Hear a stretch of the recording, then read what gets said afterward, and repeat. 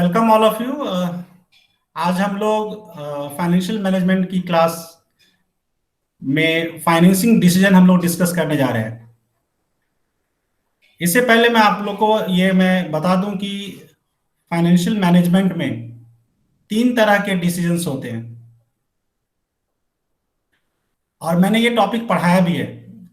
तो मैं ये अमन कुमार कुशवाहा से मैं पूछना चाहूंगा कि तीन तरह के जो डिसीजंस होते हैं एफएम में वो कौन कौन से होते हैं, पॉइंट बताएं। अमन कुमार कुशवाहा।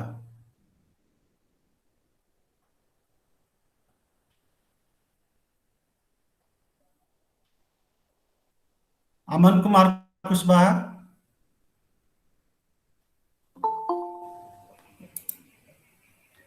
रितेश कुमार, आप सुन पा रहे हैं? जी सर, मैं सुन रहा हूँ, बता दो क्या? Yes sir, hello. हाँ, एफएम में एफएम में तीन तरह के डिसीजंस होते हैं। कौन कौन से डिसीजंस होते हैं? ये सर रितेश और अमन दोनों मिलके बता सकते हैं। फाइनेंसिंग डिसीजन, इन्वेस्टिंग हम्म, डिसीजन और dividend decision sir. Dividend decision. ठीक है। अब मैं अमन से अगला सवाल करूंगा कि इन्वेस्टमेंट डिसीजन में दो तरह के डिसीजंस होते हैं, वो कौन कौन से डिसीजंस होते हैं? इन्वेस्टमेंट डिसीजन में सर दो तरह के डिसीजन होते हैं सर, ये तो थोड़ा देखना पड़ेगा।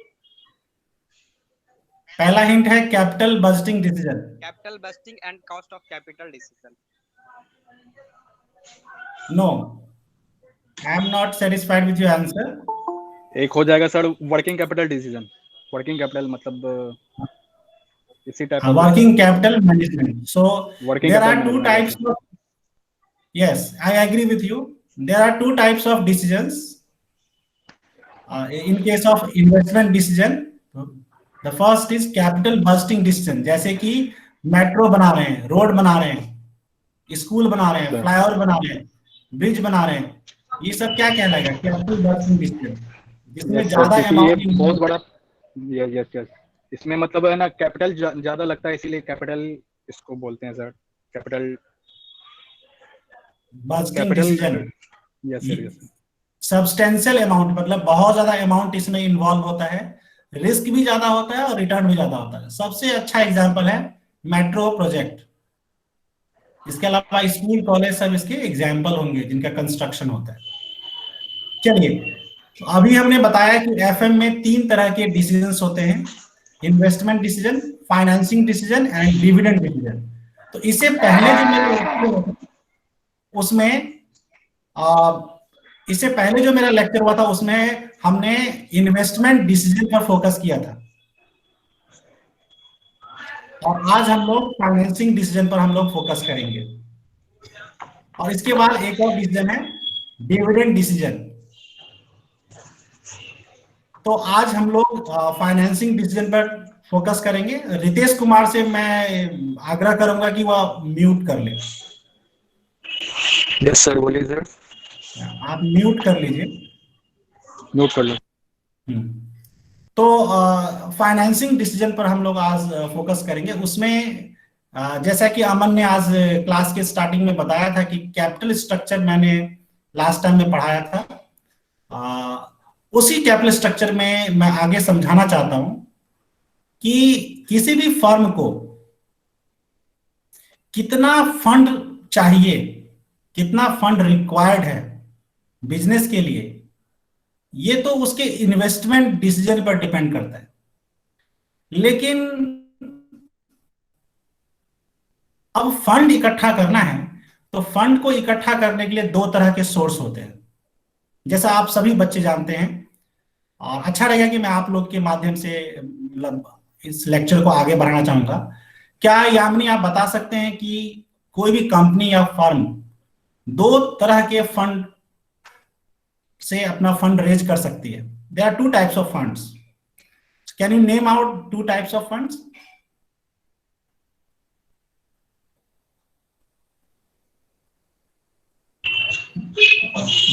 borrowed fund and ownership fund। Owners fund, yes sir. हाँ, इस तरह से जैसे कि हम बात करें डिवेंचर की, तो डिवेंचर क्या है? ये बोरोड फंड है, बोरोड कैपिटल है या ओनरशिप कैपिटल है? बोलो क्या सर? हाँ बताइए। ये बोरोड हो जाएगा सर। डिवेंचर एक बोरोड कैपिटल है, बोरोड फंड है। और जो बोरोड फंड होते हैं उस पर, जैसे कि डिवेंचर पर क्या देते हैं, इंटरेस्ट। इंटरेस्ट देते हैं सर। लेकिन जो ऑनरशिप फंड होते हैं, जैसे कि इक्विटी शेयर कैपिटल हो गया, तो इस पर क्या पे करते हैं, डिविडेंड। डिविडेंड पे करते हैं सर। ठीक है। लेकिन अगला सवाल ये है कि ऑनरशिप कैपिटल या ऑनरशिप फंड और दूसरा बोरोड फंड, दोनों का रेशियो क्या हो। नितेश कुमार, आप म्यूट कर लीजिए, बार बार मैं आपको बोल रहा हूं। ऑनरशिप कैपिटल या फंड और बोरोड फंड, दोनों का रेशियो क्या हो। A mixture of borrowed capital and ownership capital is referred to as capital structure. Capital structure किसको कहते हैं कि ऑनरशिप कैपिटल और बोरोड कैपिटल दोनों का कितना रेशियो रहे, दोनों का कितना मिक्सचर रहे। यदि हमें फंड चाहिए तो कितना हम लोन लें, कितना अपना फंड लगाएं। कंपनी के पास अपना फंड क्या होता है, ऑनरशिप कैपिटल। कंपनी के पास बाहर का फंड क्या होता है, बोरोड कैपिटल। जैसे लोन हुआ, बोरोड कैपिटल हुआ। तो कोई कंपनी कितना रेशियो रखे, कितना आइडियल रेशियो रखे, यदि ये पता करना हो तो ये सारी डिसीजन क्या कहलाती है, कैपिटल स्ट्रक्चर डिसीजन। और ये फाइनेंसिंग डिसीजन के अंतर्गत आता है। लेकिन सवाल यह है कि जो भी फंड को ऑप्ट किया गया है उसमें कितना रिस्क है और कितना रिटर्न है कंपनी को, यानी कि रिस्क रिटर्न की बात करें तो इसको मेजरमेंट करने के लिए बहुत सारे टेक्निक होते हैं। लेकिन आपके एफएम के सिलेबस में दो तरह के टेक्निक हैं। एक है जो आज हम पढ़ाने जा रहे हैं, लीवरेज एनालिसिस, और दूसरा है ईबीआईटी ईपीएस एनालिसिस। दोनों का फॉर्मूला मिलता जुलता है बट कंसेप्ट डिफरेंट है। तो लीवरेज एनालिसिस क्या होता है, आज हम इस पर डिटेल से चर्चा करेंगे। कुछ बच्चों ने सेल्फ स्टडी किया होगा या इससे पहले के उन्होंने स्टडी किया होगा या लेक्चर अटेंड किया होगा, तो क्या उनको लीवरेज का मतलब पता है? Yes sir. हाँ बताइए। फिक्स्ड एक्सपेंसेस के कारण जो हमारे प्रॉफिट पे जो प्रभाव पड़ता है, इम्पैक्ट पड़ता है, उसको लीवरेज कहते हैं। मैं आपके विचार से पूर्णतः सहमत नहीं हूं। अब मैं किसी दूसरे स्टूडेंट के पास जाना चाहता हूं जो मतलब इसका सही उत्तर रखते हो। क्या निधि आपके पास सही जवाब है? भावना, आनंद, दोनों में से कोई भी बता सकते हैं जो पहले अनम्यूट करेंगे।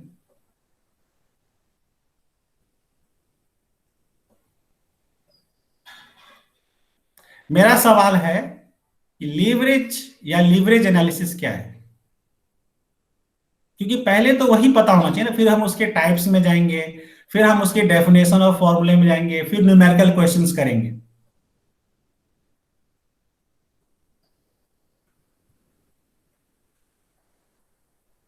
देखिए, यदि आप लोग को जवाब देने में देरी हो रही है तो मैं ये बताना चाहता हूं कि if there is change in one variable, what will be effect on other variable? If we try to find out, this is all about leverage analysis. यदि किसी वेरिएबल में 1% चेंज होता है तो दूसरे वेरिएबल में कितना परसेंट चेंज होगा, यही एनालिसिस लीवरेज एनालिसिस कहलाता है। जैसे मान लीजिए कि किसी कंपनी का सेल 1% बढ़ा, तो उस सेल का ऑपरेटिंग प्रॉफिट पर प्रभाव होगा, ईपीएस पर प्रभाव होगा। तो उसके 1% सेल में चेंज होने के वजह से उसके ऑपरेटिंग प्रॉफिट पर कितना परसेंटेज फर्क पड़ेगा, इफेक्ट पड़ेगा, इसको भी हम लीवरेज एनालिसिस कहते हैं, बट इसका एक स्पेशल नाम है ऑपरेटिंग लीवरेज। दूसरा होता है फाइनेंशियल लीवरेज और तीसरा होता है कंबाइंड लीवरेज। एक प्रेजेंटेशन के माध्यम से मैं आपको लाइव ये बताना चाहता हूं कि लीवरेज 3 तरह के होते हैं और तीनों में बेसिक डिफरेंस क्या है।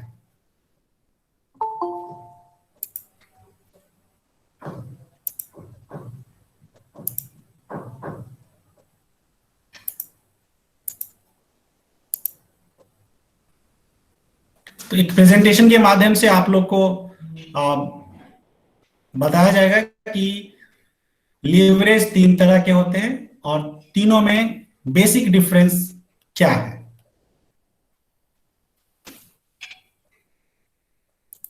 क्या स्क्रीन प्रेजेंट हो रहा है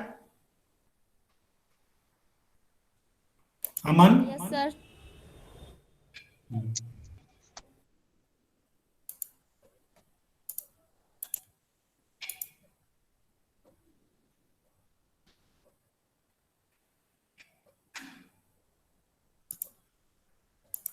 So today we are going to discuss 3 types of analysis of leverage analysis.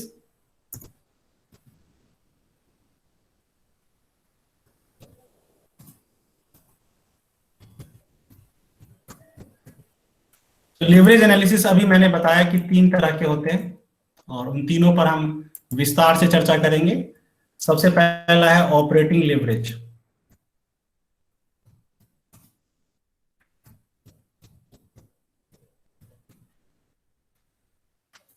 Operating leverage के बाद फाइनेंसिंग लीवरेज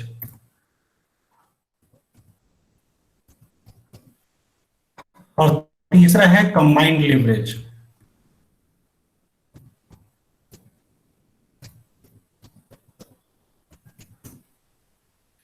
इन तीनों के बारे में डिटेल से बताने से पहले मैं आपको कुछ फॉर्मूले को मैं बताना चाहता हूं जो मैं यहां साइड में लिख रहा हूं।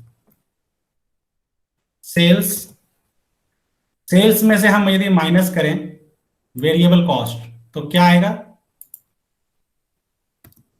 Sales minus variable cost. क्या कोई स्टूडेंट बता सकते हैं? कंट्रीब्यूशन होगा सर।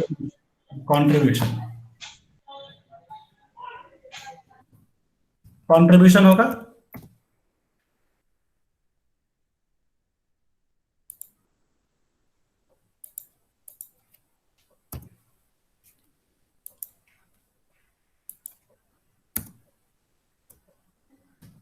VC variable cost. और आप लोग पढ़ चुके हैं जब हम वेरिएबल कॉस्ट में से सेल्स में से माइनस करते हैं वेरिएबल कॉस्ट तो कंट्रीब्यूशन, और कंट्रीब्यूशन में से हम फिक्स्ड कॉस्ट माइनस करते हैं EBIT, तो आता है EBIT, जो आप लोग ये कंसेप्ट जानते होंगे। और इस EBIT को ही हम क्या बोलते हैं? Operating profit. इसी EBIT को हम बोलते हैं ऑपरेटिंग प्रॉफिट।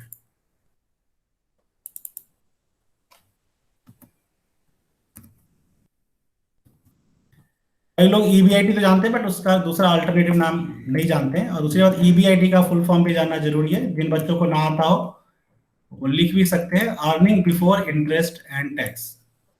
मैं दोबारा रिपीट कर रहा हूं, earning before interest and tax.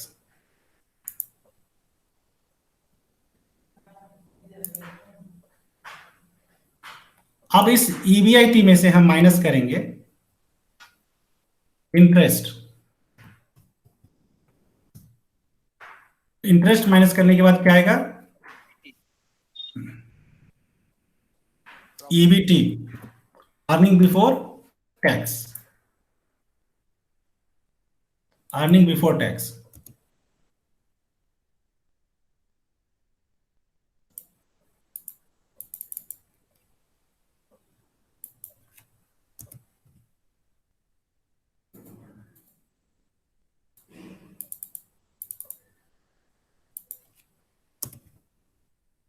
हमारे पास क्या क्या है? सेल्स वेरिएबल कॉस्ट, VC का मतलब वेरिएबल कॉस्ट। मैं इसका फुल फॉर्म लिख देता हूं, कुछ बच्चे हो सकता है कंफ्यूज करें।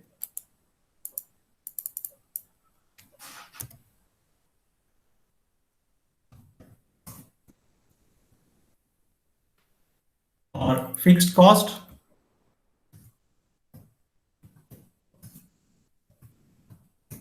अब यहां आपके मन में ये सवाल आ रहा होगा कि सेल्स यदि चेंज होता है तो EBIT पर क्या असर पड़ेगा, और EBIT चेंज होता है तो EPS पर क्या असर पड़ेगा।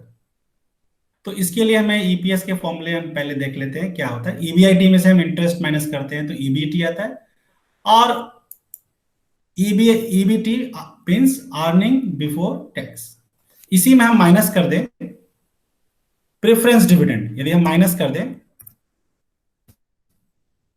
प्रेफरेंस डिविडेंड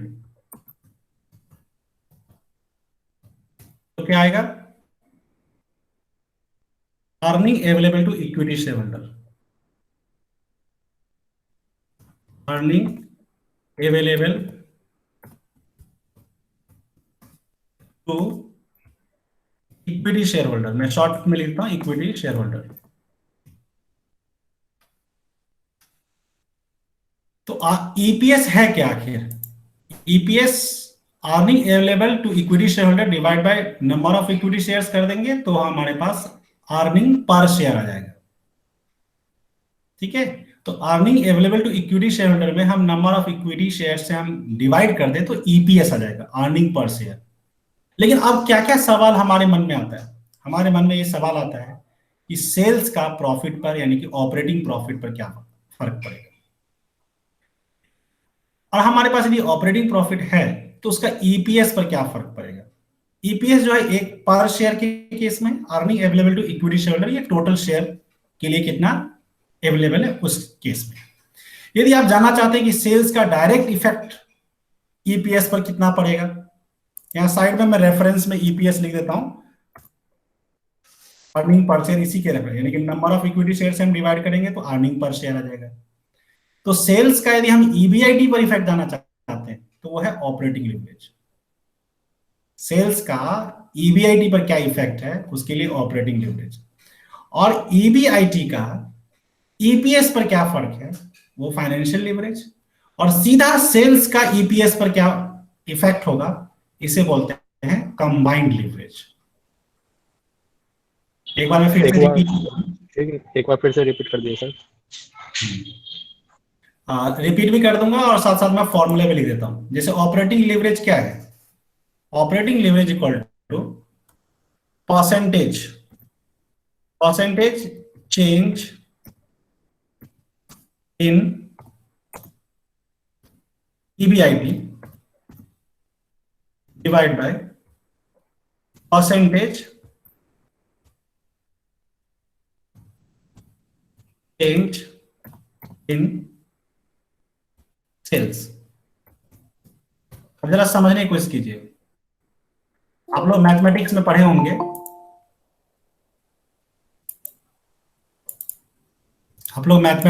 होंगे, इंडिपेंडेंट वेरिएबल और डिपेंडेंट वेरिएबल। तो क्या आप लोग बता सकते हैं कि इस फॉर्मूले में न्यूमरेटर और डिनोमिनेटर में से कौन इंडिपेंडेंट वेरिएबल है और कौन डिपेंडेंट वेरिएबल है? क्या बता सकते हैं? जो न्यूमरेटर है वो डिपेंडेंट वेरिएबल है और जो डिनोमिनेटर है परसेंटेज चेंज इन सेल्स ये इंडिपेंडेंट वेरिएबल है, जिसमें पहले चेंज होता है, जो किसी पर डिपेंड नहीं होता वो इंडिपेंडेंट वेरिएबल है। सेल्स में चेंज होने पर ईबीआईटी पर क्या फर्क पड़ेगा? तो जो डिपेंडेंट वेरिएबल है वो न्यूमरेटर में है और जो इंडिपेंडेंट वेरिएबल है यानी कि जिसमें पहले चेंज हुआ है वो नीचे है, डिनोमिनेटर में है।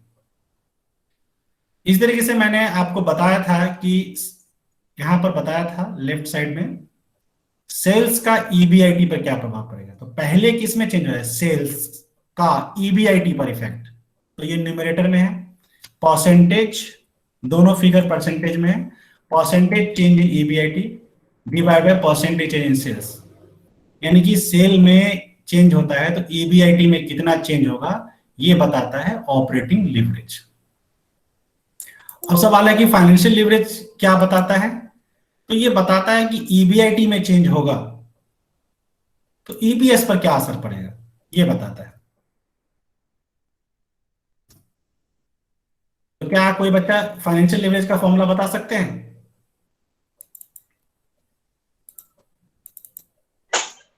सर ये परसेंटेज चेंज इन ईबीआईटी बटे परसेंटेज चेंज इन ईपीएस।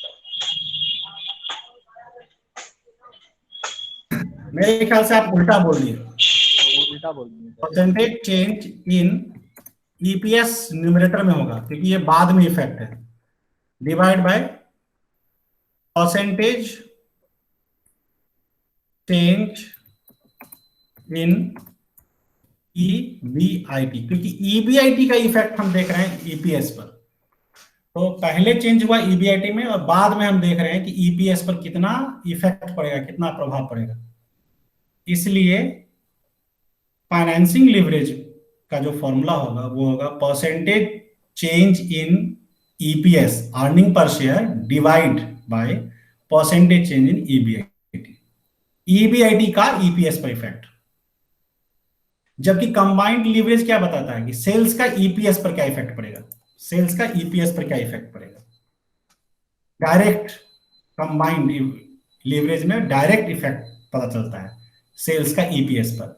तो क्या कोई स्टूडेंट बता सकते हैं कि कंबाइंड लीवरेज का क्या फॉर्मूला होगा?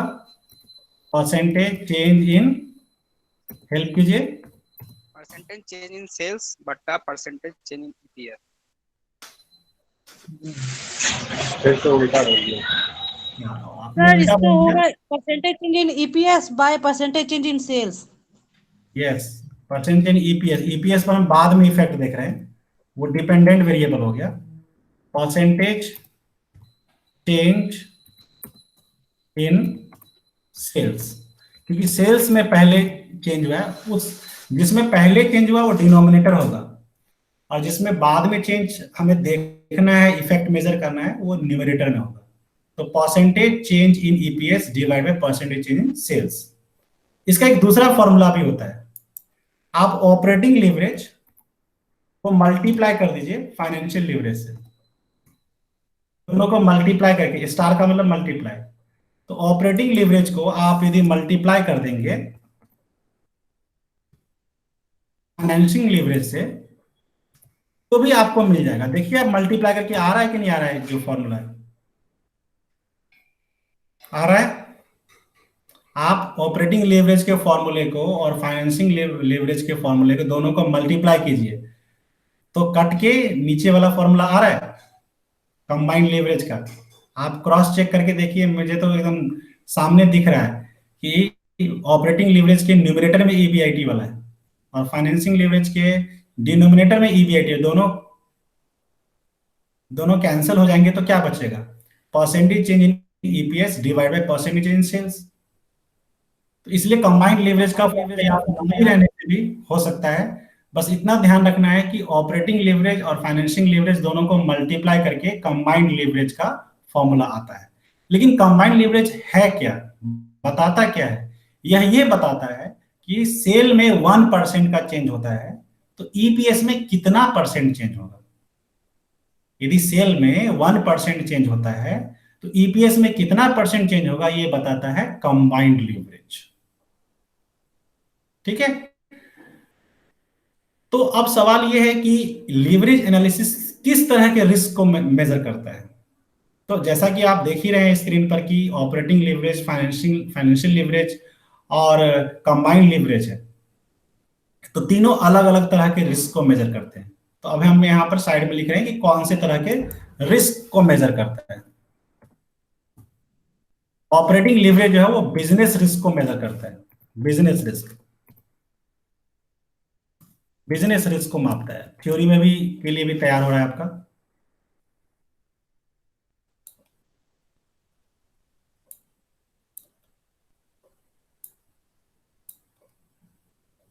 फाइनेंसिंग लीवरेज क्या है? फाइनेंशियल रिस्क को मेजर करता है।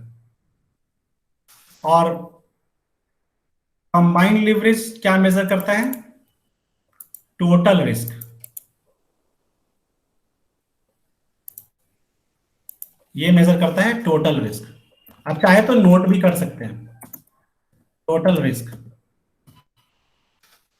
फिर से देखिए सामने सामने लिखा है, नो कंफ्यूजन। ऑपरेटिंग लीवरेज क्या मेजर करता है? Business risk. फाइनेंशियल लीवरेज क्या मेजर करता है? Financial risk. और ये दोनों मिलाकर के होता है कंबाइंड लीवरेज, दोनों का मल्टीप्लीकेशन है। इट मेजर्स टोटल रिस्क, यानी कि पूरे फर्म के पास कितना रिस्क है, टोटल रिस्क कितना है, इसको इधर मेजर करना हो तो हम कंबाइंड लीवरेज के थ्रू जान सकते हैं। लेकिन सवाल यह है कि ऑपरेटिंग लीवरेज क्यों होता है, वाई क्यों होता है? तो उसका जवाब है कि फिक्स्ड कॉस्ट यदि हो तो ऑपरेटिंग लीवरेज होगा, अदरवाइज नहीं होगा। किसी भी न्यूमेरिकल क्वेश्चन में यदि फिक्स्ड कॉस्ट दिया है तो निश्चित रूप से ऑपरेटिंग लीवरेज होगा, यानी कि बिजनेस रिस्क होगा, अदरवाइज नहीं होगा। आप किसी न्यूमेरिकल क्वेश्चन में भी चेक कर सकते हैं। फाइनेंशियल रिस्क क्यों होता है? फिक्स्ड फाइनेंशियल चार्जेस की वजह से होता है। अब आपको ये नहीं समझ में आ रहा होगा कि फिक्स्ड फाइनेंशियल चार्ज क्या होता है। आप जानते हैं, बस नेम यहां पर थोड़ा सा मैं अलग लिख रहा हूं। आपने सुना होगा इंटरेस्ट के बारे में, वो फिक्स्ड फाइनेंशियल चार्ज होता है। मैं एग्जांपल में लिख भी देता हूं, जैसे कि इंटरेस्ट हो गया फिक्स्ड फाइनेंशियल चार्ज में। इंटरेस्ट के अलावा आपका डिविडेंड हो, प्रेफरेंस डिविडेंड हो गया, प्रेफरेंस डिविडेंड। तो ऑपरेटिंग लीवरेज किस वजह से होता है? Due to presence of fixed cost. यदि फिक्स्ड कॉस्ट नहीं है तो ऑपरेटिंग लीवरेज नहीं होगा, बिजनेस रिस्क नहीं होगा। फाइनेंसिंग लीवरेज किस वजह से होता है? तो इंटरेस्ट और प्रेफरेंस डिविडेंड की वजह से होता है। यदि ये दोनों नहीं होंगे तो फाइनेंशियल रिस्क नहीं होगा। सिंपल सी बात है, आपने लोन लिया है या डिवेंचर इशू किया है, बॉन्ड इशू किया है, इसलिए इंटरेस्ट है, तो इसका मतलब फाइनेंशियल रिस्क है। यदि आपके पास वो नहीं है, किसी फर्म के पास नहीं है, तो फाइनेंशियल रिस्क नहीं होगा। यदि दोनों हैं, फिक्स्ड कॉस्ट भी है और फिक्स्ड फाइनेंशियल चार्ज भी है, तो रिस्क थोड़ा ज्यादा होगा, टोटल रिस्क ज्यादा होगा। तो combined leverage is due to presence of both fixed cost and fixed financial charge. तो यहां पर मैंने 2-3 चीज बताया। एक तो ये बताया कि ऑपरेटिंग लीवरेज है क्या। इसको समझने के लिए जो फॉर्मूला मैंने लिखा है लीवरेज एनालिसिस के नीचे, ये समझने के लिए है। बट न्यूमेरिकल क्वेश्चंस के लिए जो फॉर्मूले की जरूरत होती है वो है, मैं उसके सामने लिख रहा हूं, कॉन्ट्रीब्यूशन डिवाइड बाय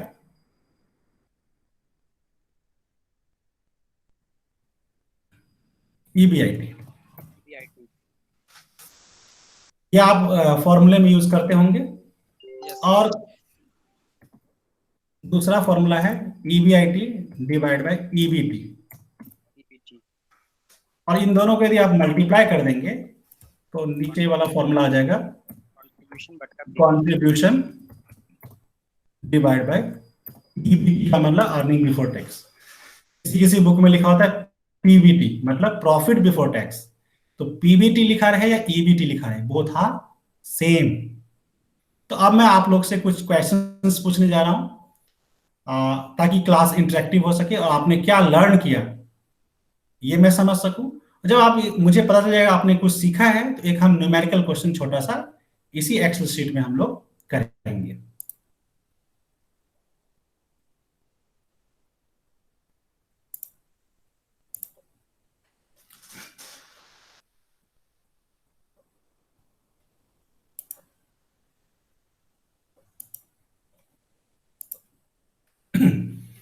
अब मैं कुछ क्वेश्चंस पूछूंगा आप लोगों से।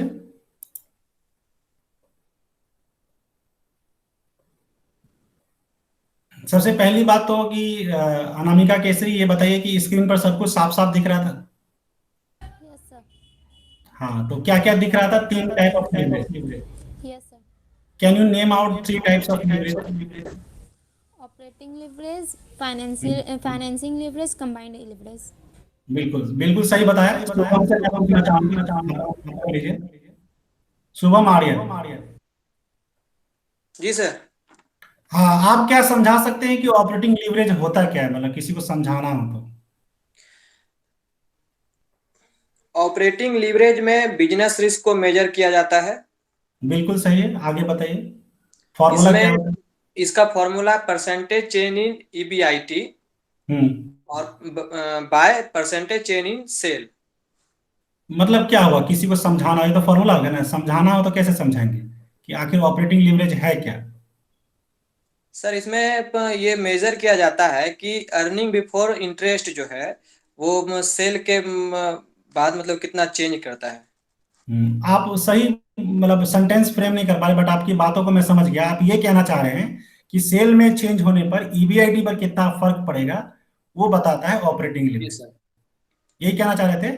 जी तो सर, जिसमें सेल पहले में सेल सेल में परसेंटेज 1% चेंज होने पर कितना फर्क पड़ेगा ईबीआईटी पर? ईबीआईटी का क्या आप बता सकते हैं? ईबीआईटी का दूसरा नाम क्या है?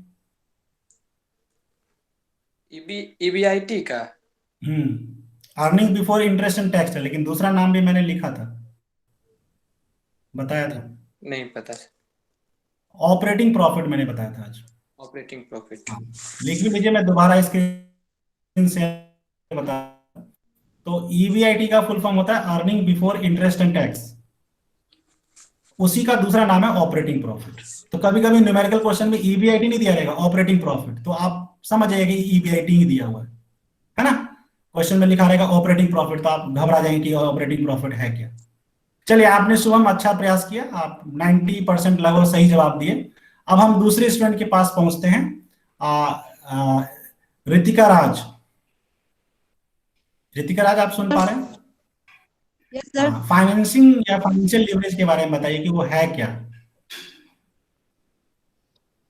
Sir, financial leverage financial risk को मेजर करता है, और ये जो अर्निंग पर शेयर में चेंज होता है परसेंटेज, उस इसका फॉर्मूला होता है bye percentage change in EBIT. Divide by percentage change in EPS. Financial sir, ये लीवरेज का फॉर्मूला है, बताइए।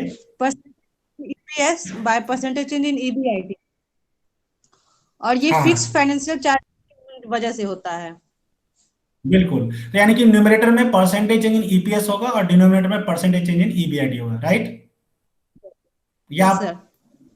या उल्टा होगा? क्या सही होगा? चलिए, अमन से हम पूछते हैं। Percentage change in percentage change in EPS. मैं आपको कंफ्यूज करने के लिए इतने सवाल पूछ रहा हूं। न्यूमरेटर में क्या होगा, दोबारा बताइए। में होगा और डिनोमिनेटर में होगा परसेंटेज चेंज इन ईबीआईटी। हाँ, अब सही हुआ। यानी कि percentage change in EPS divide by percentage change in EBIT. यानी कि ईबीआईटी में 1% चेंज होगा तो ईपीएस में कितना परसेंट चेंज होगा, ये बताता है फाइनेंशियल लीवरेज। अब अमन कुमार कुशवाहा के पास पहुंचते हैं, आप कंबाइंड लीवरेज के बारे में बताइए। कंबाइंड लीवरेज जो है वो बिजनेस का टोटल रिस्क मेजर करता है। इसमें हम ये देखते हैं कि सेल्स में 1% का जब भी चेंज होता है तो हमारे पे क्या प्रभाव पड़ता है। बिल्कुल। इसका एक अल्टरनेटिव फॉर्मूला है, वो भी बताइए, दूसरा फॉर्मूला जो न्यूमेरिकल के ख्याल से है। न्यूमेरिकल के ख्याल से एक फॉर्मूला है परसेंटेज चेंज इन ईपीएस बट्टा परसेंटेज चेंज इन सेल्स। बिल्कुल।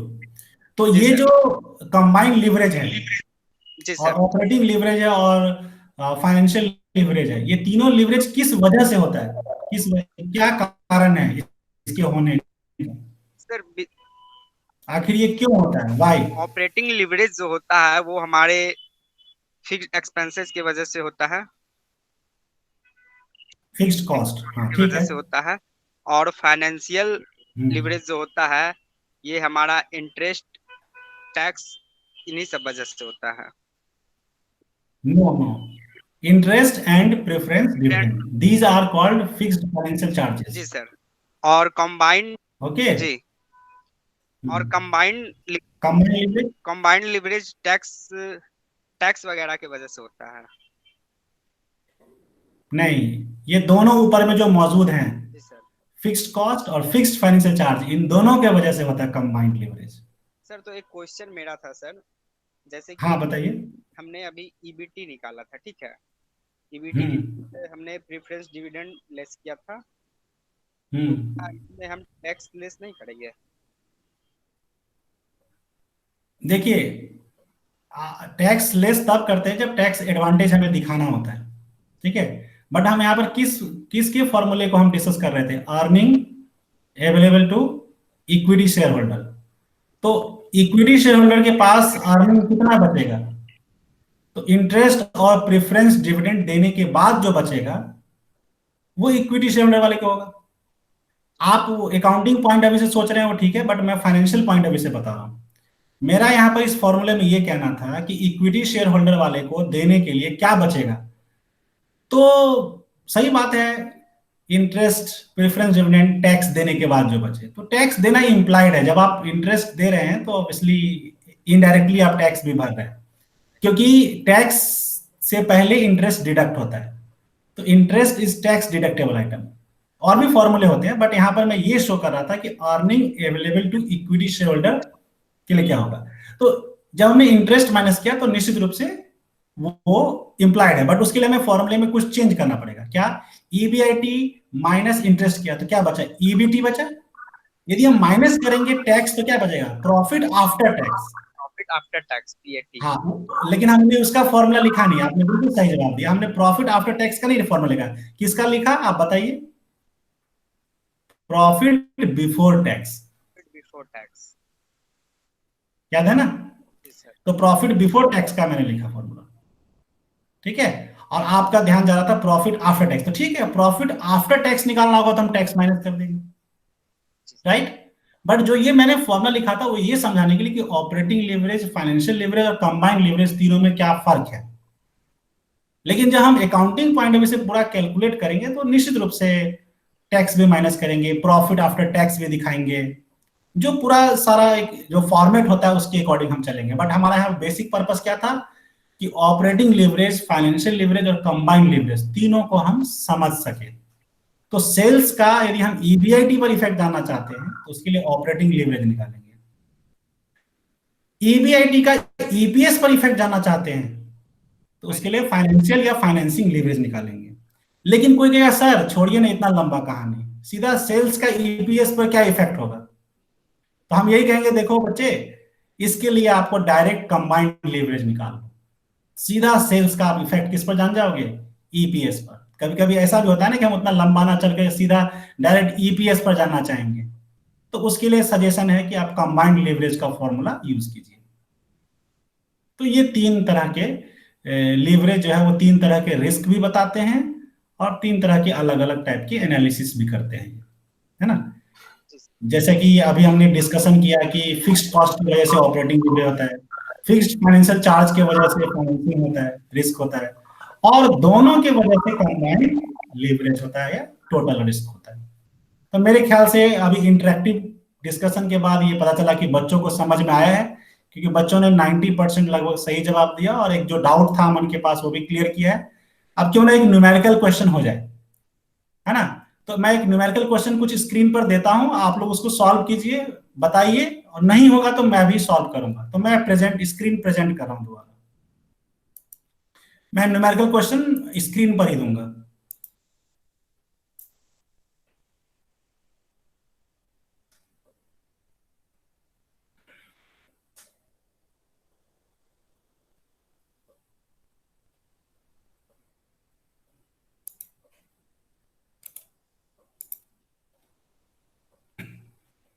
तो एक न्यूमेरिकल क्वेश्चन है, उस न्यूमेरिकल क्वेश्चन में मैं कुछ डेटा दे रहा हूं, कुछ इंफॉर्मेशन दे रहा हूं। आप लिखिए सेल्स 10 लाख, सेल्स जो है वो 10 लाख है, लिखते चलिए सेल्स 10 लाख। सेल्स के बाद जो इंफॉर्मेशन दिया हुआ है वो दिया हुआ है variable cost 7 lakh, variable cost 7 lakh, sales मैंने बताया 10 लाख।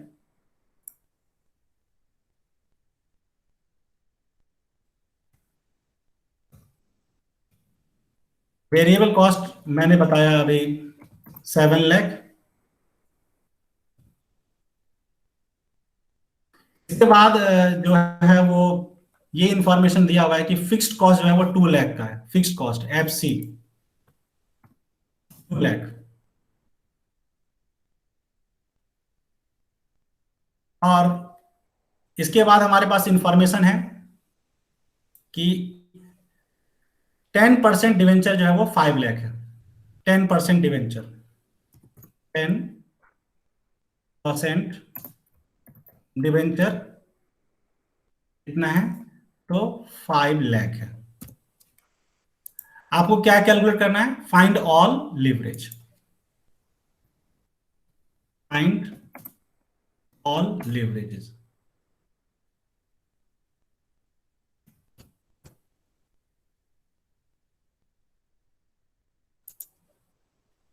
तो उसके लिए हमें एक प्रॉपर फॉर्मेट फॉलो करना पड़ेगा। Sales minus variable cost, contribution आएगा, फिर माइनस फिक्स्ड कॉस्ट, EBIT आएगा, फिर इंटरेस्ट माइनस करेंगे, प्रॉफिट बिफोर टैक्स आएगा, फिर तीनों तरह के लीवरेज को हम कैलकुलेट करेंगे। तो एक फॉर्मेट के हमें हमें फॉलो करना पड़ेगा। तो साइड में जो है मैं सॉल्यूशन के लिए सेल्स में से हम माइनस करेंगे variable cost,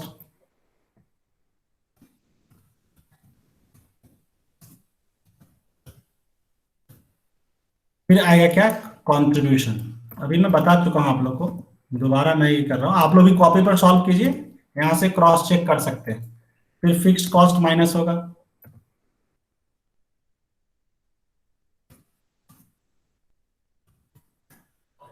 fixed cost minus होने के बाद EBIT आएगा, जिसको ऑपरेटिंग प्रॉफिट भी बोलते हैं। फिर उसके बाद हम माइनस करेंगे इंटरेस्ट, इंटरेस्ट माइनस करने के बाद जो बचेगा उसी को बोलेंगे EBT या PBT। इस फॉर्मेट में आप इसको रख दीजिए।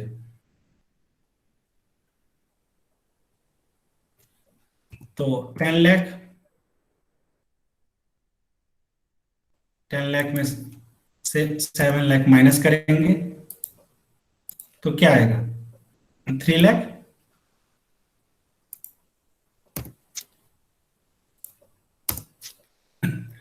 फिक्स्ड कॉस्ट जो है आपका दिया हुआ है 2 लाख गिवन है। तो अब EBIT के लिए क्या क्या करना पड़ेगा, कंट्रीब्यूशन में से जो है माइनस कर देना पड़ेगा फिक्स्ड कॉस्ट, तो आएगा 1 लाख। अब इंटरेस्ट हमें कैलकुलेट करना पड़ेगा, 10% डिवेंचर 5 लाख, तो 50,000 यानी कि 0.5। कैसे कैलकुलेट हुआ, 5 लाख का डिवेंचर है, उसका 10% निकाल दीजिए इंटरेस्ट। तो अब EBT क्या क्या आएगा, EBIT में से हम माइनस करेंगे जो इंटरेस्ट है, तो EBT यानी कि अर्निंग बिफोर टैक्स हमारे पास आया 0.5। अब आप सारे लीवरेज निकाल सकते हैं, operating leverage, financial leverage and combined leverage. Operating leverage का क्या फॉर्मूला होता है, कंट्रीब्यूशन डिवाइड बाय EBIT। तो कंट्रीब्यूशन डिवाइड EBIT 3। अब फाइनेंशियल लीवरेज का क्या फॉर्मूला होता है, EBIT divide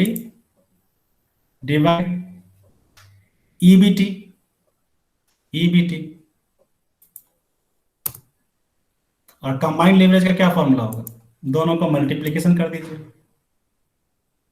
this multiply this. लेकिन आंसर निकालना तो आसान काम है, लेकिन क्या इसका इंटरप्रिटेशन बता सकते हैं, पहले आप नोट कर लीजिए, किसी बच्चे ने यदि नोट नहीं किया है तो ये सारा नोट कर लीजिए।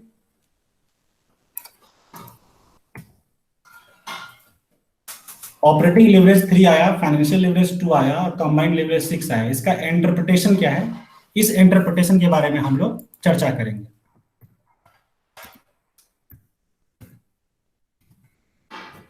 इंटरप्रिटेशन, ऑपरेटिंग लीवरेज 3 का मतलब ये हुआ कि सेल में 1% का चेंज होगा तो EBIT में 3% का चेंज होगा। मैं दोबारा से रिपीट कर रहा हूं, ऑपरेटिंग लीवरेज 3 का मतलब ये हुआ कि सेल में, ऊपर वाला फॉर्मूला देखिए, सेल में 1% का चेंज होगा तो EBIT में 3% का चेंज होगा। फाइनेंशियल लीवरेज 2 आया, इसका मतलब ये हुआ कि EBIT में 1% का चेंज होगा तो EPS में 2% का चेंज होगा। कंबाइंड लीवरेज 6 का मतलब ये हुआ कि सेल्स में 1% का चेंज होगा तो EPS में 6% का चेंज होगा। तो इस तरह से हमने देखा कि ऑपरेटिंग लीवरेज, फाइनेंशियल लीवरेज और कंबाइंड लीवरेज कैसे कैलकुलेट करते हैं और इसका इंटरप्रिटेशन क्या है।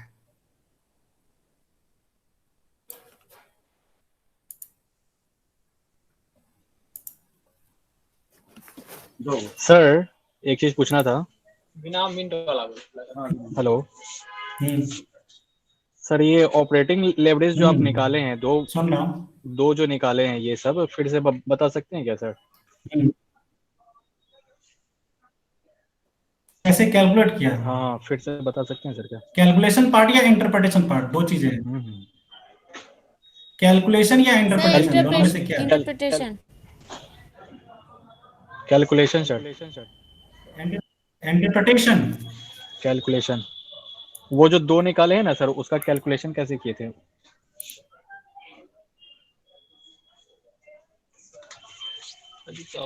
हेलो, आवाज आ रही है क्या सर?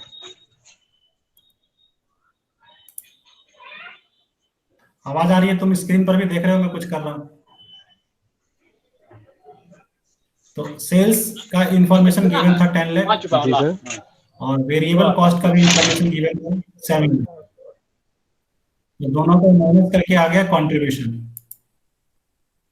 दोनों का डिफरेंस करके कंट्रीब्यूशन आ गया। कंट्रीब्यूशन जो है वो डिफरेंस है, सेल्स और वेरिएबल कॉस्ट का डिफरेंस है, माइनस करके आया, जो मैंने उधर फॉर्मूला लिखा था। और फिक्स्ड कॉस्ट दिया हुआ था 2 लाख। जब हमने फिक्स्ड कॉस्ट को कंट्रीब्यूशन से माइनस किया तो आया ईबीआईटी। यहां तक क्लियर है?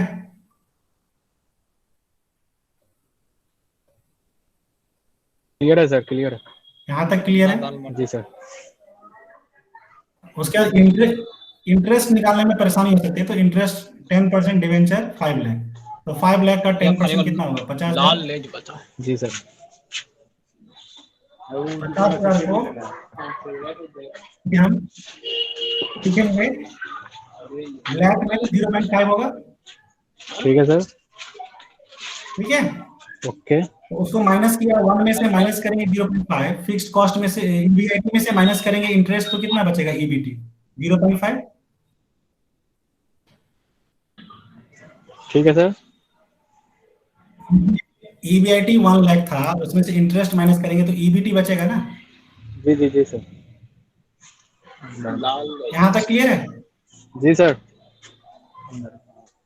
हाँ, अब ऑपरेटिंग लीवरेज कैसे निकाला, तो फॉर्मूला देखो यहाँ पर। जी सर बताइए।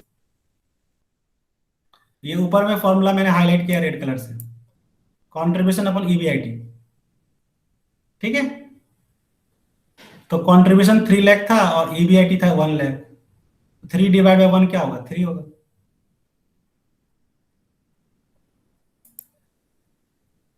दूसरा फॉर्मूला जो है फाइनेंशियल लीवरेज का है, या फाइनेंशियल लीवरेज का ईबीआईटी अपन ईबीटी।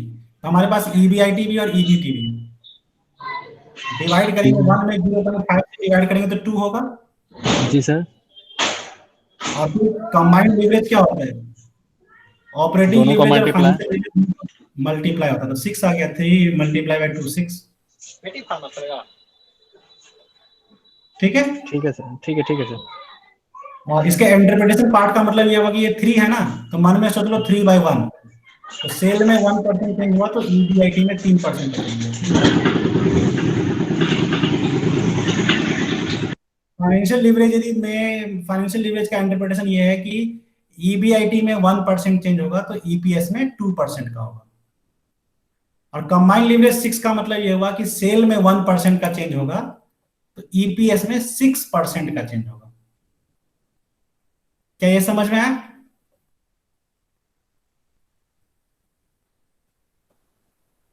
इंटरप्रिटेशन पार्ट समझ में आया आप सभी बच्चों को? Yes sir. Yes sir.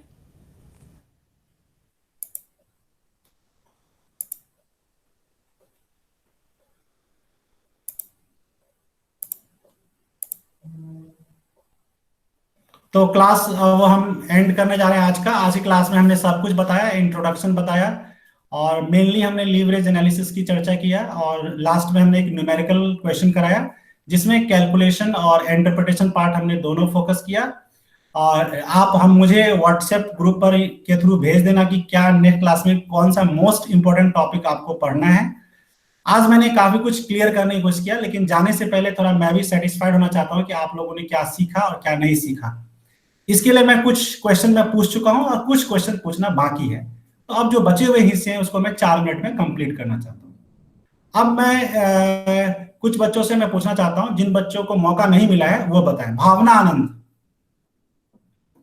भावना आनंद, यस सर। अनम्यूट कीजिए। सर कर आप दिया। बताइए कि फाइनेंशियल लीवरेज यदि 3 है तो इसका मतलब क्या है? Sir please repeat the question, cut रहा है आवाज। If financial leverage is 3, can you interpret it? Sir तो इसका ये मतलब होता है कि अगर EBIT में 1% चेंज है तो EPS में शायद 3% चेंज है। हाँ, शायद नहीं, 3% चेंज है। यस सर, 3% चेंज है। बिल्कुल सही जवाब दिया। I am satisfied with your answer. Garima Kumari, thank you sir. Garima Kumari, unmute yourself.